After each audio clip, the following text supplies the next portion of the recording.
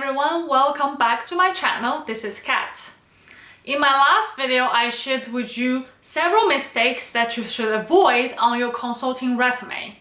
So I remember when I shared this new video on my Instagram account, you asked, yes, thank you so much for sharing the content, but I know these mistakes, I know I should avoid them, but actually how should I write a correct, decent resume that, passed the HR's eye?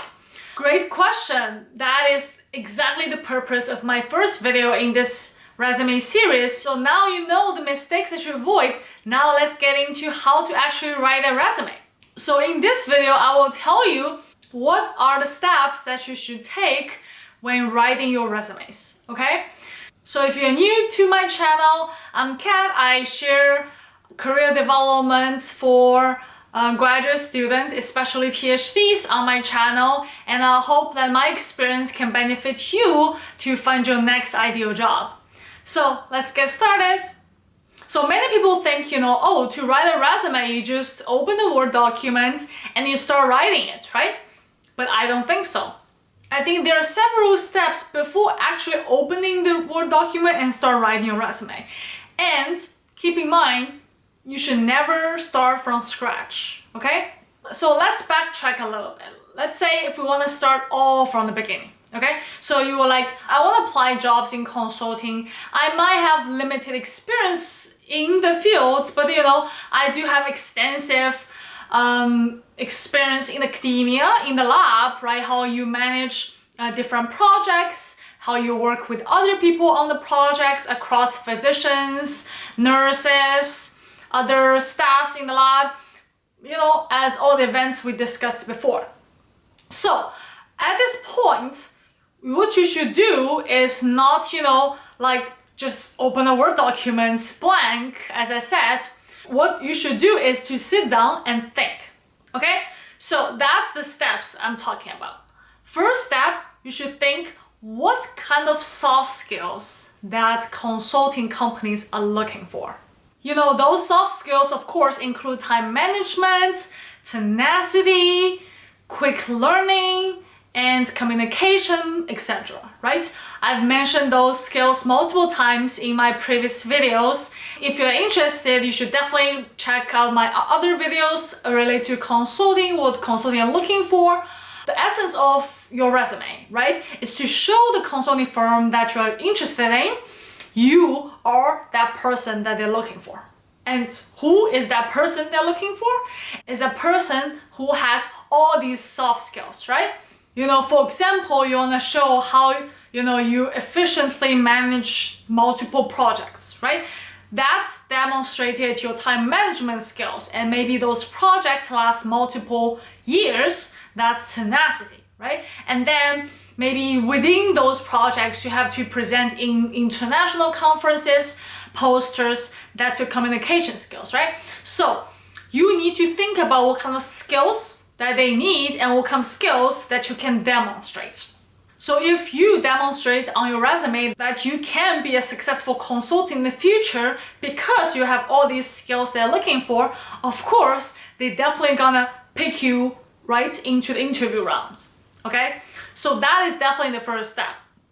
Second is now you should look through your old resumes and CVs and think what are the experiences that you can highlight and then put on your consulting resume. What I meant by that is because, in the last few years, you must have a collective of resumes or CVs, no matter it is for applying the grants from NIH or it is for an internship when you started thinking about branching out alternative career options, right? You have different versions of your resume and CV. So I remember back when I was applying, I've already had more than 10 different variety of resumes. So what you have to do at this point is you should go into each of your old resumes and then, screen it and then pick the relevant ones. Because for example, right, if you have experience that you intern with I don't know, let's say a venture capitalist firm, and then you did some market research, you evaluated 10 plus companies and successfully invested something, right? So that is one experience that you can highlight potentially. That is one experience you can highlight, right? But for example, if you have an experience that I learned this advanced light sheet microscopy at UCSF during my summer 2 months of time, things like this, right? You don't have to highlight that because it is irrelevant to the hard or the soft skills that consulting is looking for. Does that make sense? So you go through all these old resumes, and then think about with the soft skills that you need to demonstrate in the back of your head, and then you match and identify the experience that you should put in your actual consulting resume. So when you're going through all your past resumes, CVs, all your really amazing experiences, I understand because I was there that, oh my God, this is very interesting experience. That is also very important to me. You might have too many experiences, right? How to solve that problem? So that brings us to step 3. Step 3 is when you have those problems, right? You really have to prioritize, okay? Prioritize your experiences. For what are the good experiences to highlight in your actual consulting resume? First, the experience really shows most impact, okay? So for example, if you had experience that, manage 3 projects in the lab, which definitely agree it's really difficult, okay? You are juggling through, but if it is just by yourself and, you're just very interested in those topics and you're doing everything by yourself, and maybe, right, it didn't turn out well, so you haven't got a chance to publish yet, still, in progress, but you it's 3 projects. I spend, 12 hours every day without weekend on this. They're all my babies. You really want to, put it on your resume. Compared to the other one, maybe you just spend 2 months interning with a company that, maybe an incubator, that you worked with a startup company, develop some business plans, did some market research, but actually you worked with maybe 5-10 different people, you talk with them, you actually have to communicate with them on a daily basis or weekly basis, and at the same time you learned, right, how to use those market research tools to prove the points, right? And then ultimately maybe you did a pitch competition, or maybe in the end you present what you've learned in your internship. So maybe from a bystander point of view, you think, okay, of course the internship seems like a good idea to put in the consulting resume, but if you are the person who owns that 3 projects, you're like, actually I spend way more time there, right? But my point here is exactly, you should leave that, your lab work out from your consulting resume, okay? You should definitely highlight this internship experience because it demonstrates many soft skills that you can present to the consulting company. Also, you can quantify your achievements, okay?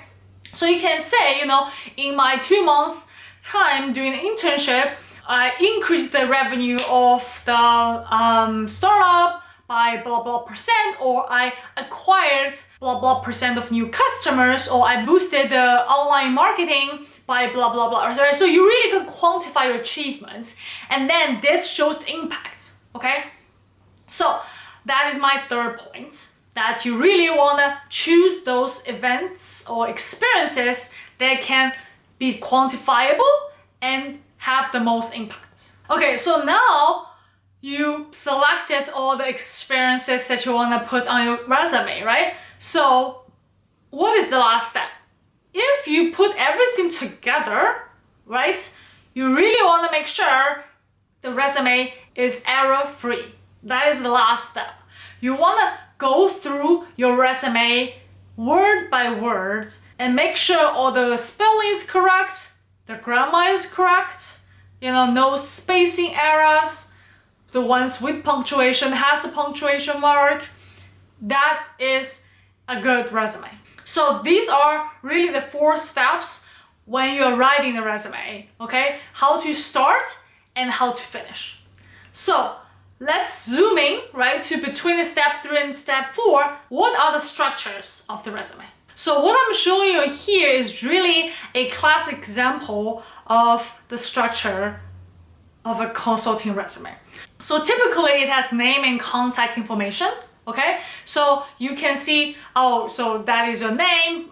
For example, I'll put Catherine, and I'll put my phone number, my email address, my physical address, if you don't mind, put there.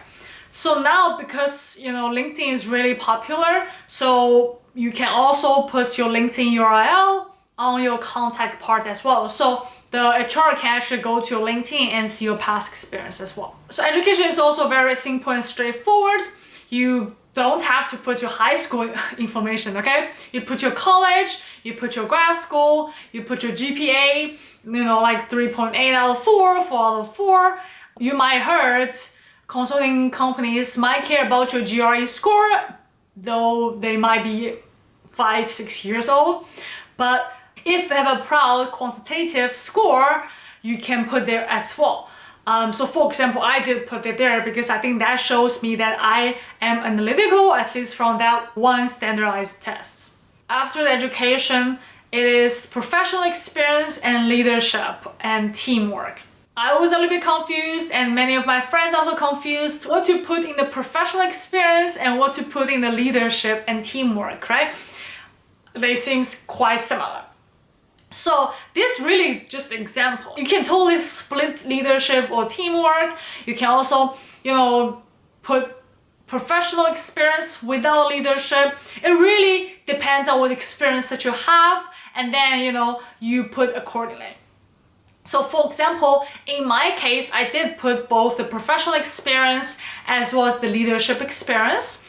So for the professional experiences, I pretty much highlighted my experience in the roles that I didn't lead a team. For example, I participated in a pitch competition back in the day when you can still do that in person.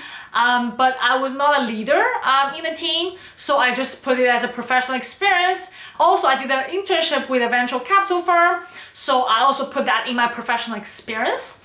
And within the leadership section, I only put my several experience as actual leader. So for example, I was in a leadership role in a local consulting firm, and I just put my experience there. And also I did lead several projects in my lab and collaborate with different physicians as well as scientists from other labs which are actually senior than me. So that can show my leadership, and also I quantify the achievement that I have. So that's how I separated it. But I think it really depends on your experience. You can tailor the section in different ways.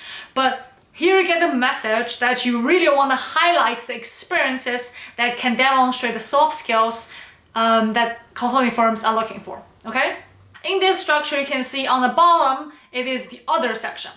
So here it really varies. You should, deprioritize this section, because if you have rich experience in the professional or the leadership, you might have limited space that left on the bottom. You really want to focus on the professional and leadership part, but of course you don't want to not include anything else, because you also want to show you got this award, you are interested in something else as a hobby, because that shows you as a person instead of a working machine, right? So what I did was I did put an award section as well as a hobby section. I put some of my award, and those can be really simple, just one-liner. And for the award and for the hobbies also, I just put like 2 lines, I think. So they take up minimum space just on the bottom. So that is pretty much the structure of a consulting resume, right? And then here I'm showing you an example of a resume. As you can see, that it started from what I've said, the name and contact, education, and professional and leadership experiences. And you can see also there's no distractions, it's black and white. So if the consulting company want to print it in black and white, everything's clear and error-free, no spelling mistakes, very clean resume there. Finally, I would definitely recommend you to send your resume over to people, to your family, your friends, and even better if you have connected some consultants on LinkedIn or elsewhere. If they have time, kindly ask them if they can review your resume if something should change. Okay, so if you have, let's say, 3 people read your resume, everybody identifies some errors, then your resume should be good to go. This is everything for today. I hope that after this video you have a better idea how to write a consulting resume and put together all your amazing experiences on that resume, and good luck on your consulting applications. Thank you so much for watching this video. Please like the video and leave the comment below if you have any questions. I will see you in the next video.